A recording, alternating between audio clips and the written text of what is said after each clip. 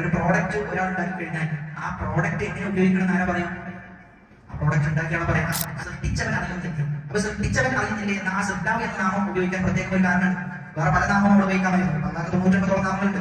റാസിഖ് എന്ന നാമം, അതേപോലെ തന്നെ ഫത്താഹ് എന്ന നാമം, മാലിക് എന്ന നാമം, ഇതൊന്നും ഉപയോഗിക്കാതെ ഖാലിഖ് എന്ന നാമം ഉപയോഗിച്ചു. കാരണം സൃഷ്ടാവിന്റെ ഏറ്റവും വലിയ വിശേഷണം എന്താ? ഒരു കാര്യം സൃഷ്ടിക്കുക എന്ന് പറയുമ്പോൾ ആ സൃഷ്ടാവിൽ ഉണ്ടായിരിക്കേണ്ട വളരെ പരമപ്രധാനമായ ഒരു കാര്യമാണ് ആ സൃഷ്ടാവിൽ എന്തുണ്ടാകും? അറിവുണ്ടാകും എന്നത്. ആ സൃഷ്ടാവിൽ എന്തുണ്ടാകും? കാര്യങ്ങളെ കുറിച്ച് ഒരു അറിവുണ്ടാകും. കാരണം ഒരു കാര്യം അറിയാതെ ചെയ്യാൻ പറ്റില്ല, സൃഷ്ടിക്കാൻ സാധിക്കുകയില്ല. അതുകൊണ്ടാണ് എന്നത് അവിടെ ഉപയോഗിച്ചത്. സൃഷ്ടിച്ചവനായ റബ്ബിന്റെയും എല്ലാം രഹസ്യങ്ങളും പരസ്യങ്ങളും ഒക്കെ അല്ലാഹു സുബ്ഹാനഹു വ തആല അറിയുന്നു. അപ്പൊ ഇവിടെ സൃഷ്ടിച്ചവനായ റബ്ബ് അറിയുന്നുണ്ട്.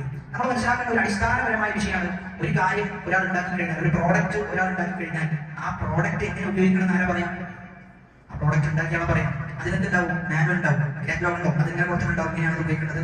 എന്നാൽ ഒരാൾ ആ കാറ്റലോഗ് എടുത്ത് പറയാം ഞാൻ എന്റെ ഉദ്ദേശത്തിൽ ഉപയോഗിക്കും എന്ന് പറഞ്ഞ് ഉപയോഗിച്ചെന്ന് വിചാരിക്കാം. ആ വസ്തുവിന് ഗ്യാരണ്ടി ഉണ്ടെങ്കിൽ ഗ്യാരണ്ടി കിട്ടും, ഗ്യാരണ്ടി ഉണ്ടെങ്കിൽ ഗ്യാരണ്ടി കിട്ടും, ഒന്നും കിട്ടൂല, ഒക്കെ തള്ളിപ്പോകും, ഒക്കെ തള്ളിപ്പോകും. ഇത് അടിസ്ഥാനപരമായ വിഷയം. എന്നാൽ അള്ളാഹുവാണ് നമ്മെ ശ്രദ്ധിച്ചത്. അള്ളാഹുവാണ് നമ്മെ ശ്രദ്ധിച്ചത്. അള്ളാഹു ഉദാഹരണങ്ങൾക്ക് അപ്പുറം അള്ളാഹുവാണ് നമ്മെ ശ്രദ്ധിച്ചത്. അള്ളാഹുവാണ് ഈ ഭൂമിയെ ശ്രദ്ധിച്ചത്. അപ്പൊ സ്വാഭാവികമായിട്ടും നമ്മൾ എങ്ങനെ ജീവിക്കണം ആര് പറയണം? അള്ളാഹു പറയണം.